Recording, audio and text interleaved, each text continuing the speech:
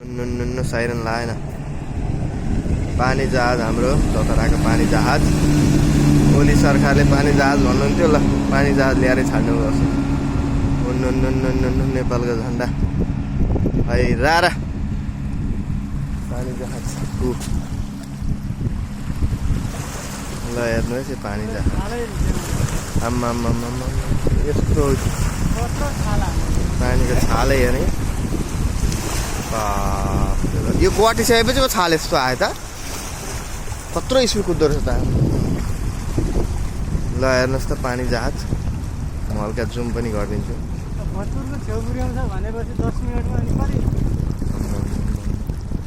कहाँ पुग्यो ल हेर्नुहोस् रमणीय।